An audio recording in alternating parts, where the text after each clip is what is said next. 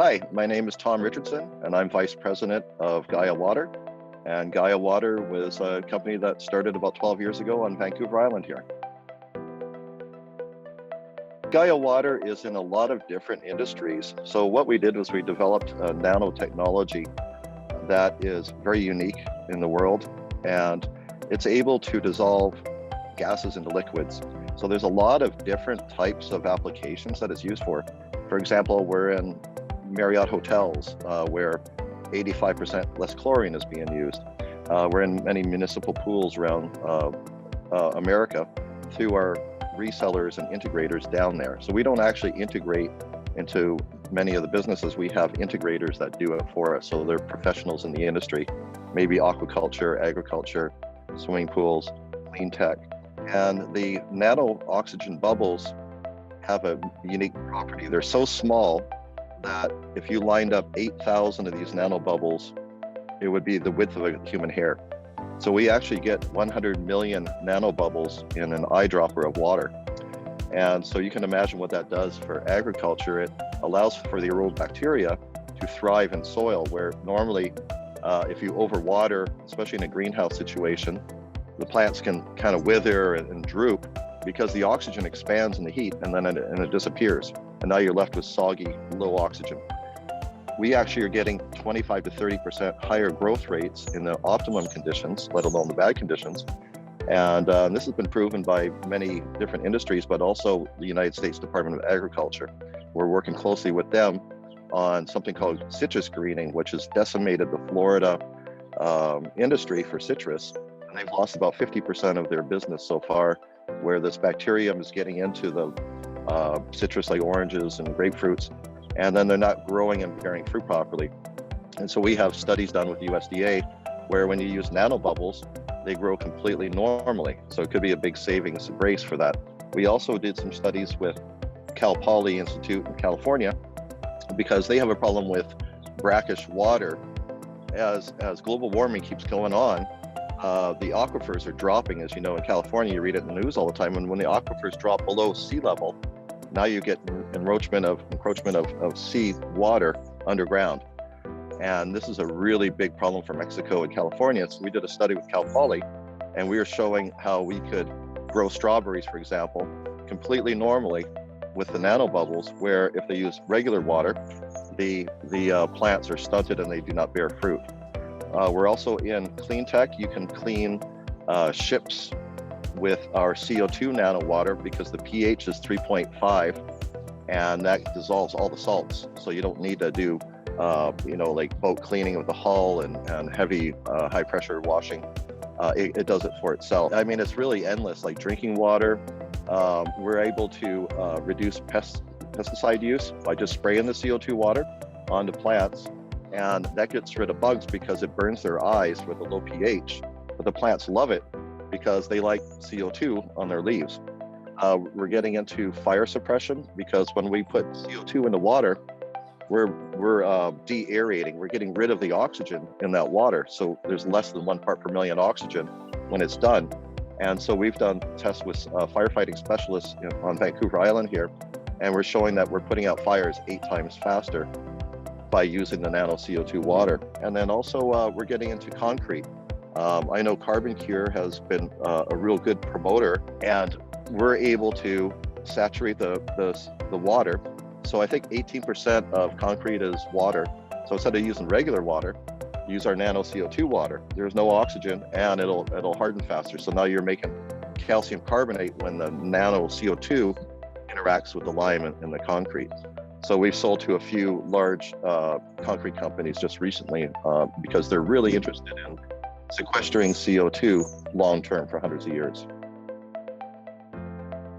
In Canada, we don't really have Canadian-born competition that I know of. We do face competition from a company in California that's a publicly held company called Molaire, and they produce nanobubbles. They can actually do slightly more nanobubbles than we can, but their systems are very expensive, like 3 to 4 times more cost. The issue with them is that, and others like them, is they use a nanomembrane and then they push the gas through the membrane that makes tiny little bubbles, nanobubbles, that go into the water. But when you're in aquaculture, lake treatment, you get all this muck, and seaweed. So it's really hard for a company like that to deal with it. Our technology, there is no moving parts. It simply threads onto a pump. And we call it a nano injector. And so as the water comes through the pump, it goes through our injector. We have either oxygen or CO2 or ozone piped into it. And then through a spinning motion, a mathematical spin, we're able to create cavitation, and in combination with the surface area inside the tube, make the nanobubbles in real time. But what's really interesting about us is that we're patented. So that's our claim to fame, is patented, no moving parts, easy to assemble, and low PSI injection. And some of our systems, like our smaller systems will do 5 gallons a minute. Then we have systems that do 50 gallons a minute, 100 gallons a minute, 200 gallons a minute, all the way up to 1,000 gallons per minute. So we actually have, like with all the fish farms and swimming pools, I calculated the other day that over 100 million gallons of water is being treated with our nanotechnology every day. So we're very experienced in this field. Our ambitions are to continue on reducing chemical need in treating the world's problems. We identify fires, floods, algae blooms, personal health as our major factors and growing our company out. There's so much that we can help for livestock, the health of the cattle, the health of fish, the health of lakes. Right now, 40% of Canada's lakes are becoming eutrophic, which means that there's not enough oxygen to sustain life. And that's because of the algae blooms, and it's because of the sediment deposits that have happened over the last 100 years. With our integrators, stuff in the Middle East with extremely warm temperature lakes and rivers. We're doing stuff in North America and Australia, and it's all the same problem. It's this global warming is now making us pay for this 100 years of nutrient load that we've been dumping into our lakes. So we're a really small company. There's only 6 of us at Gaia Water. So what we did was we patented our technology, and then we proved it in aquaculture and agriculture. And then we found integrators that are already in those industries going, hey, we proved this with university studies, with real-time studies. Why don't you work with us? And so we need more of those.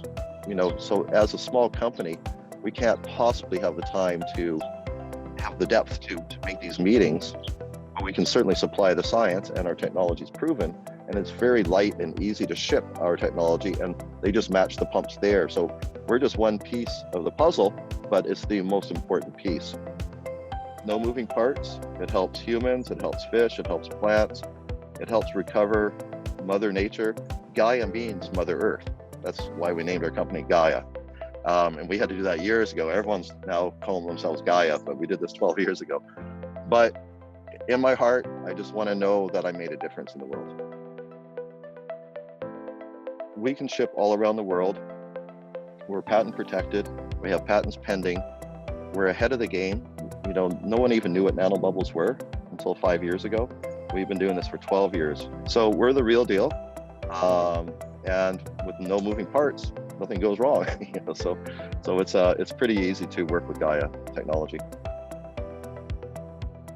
I love snorkeling and diving, but now it's more snorkeling because it's just so much easier. My wife and I love to go to the Caribbean and different places, and instead of running around in the cities and being foodies, we're more into floating down the coast and looking at sharks and lobsters and things like that.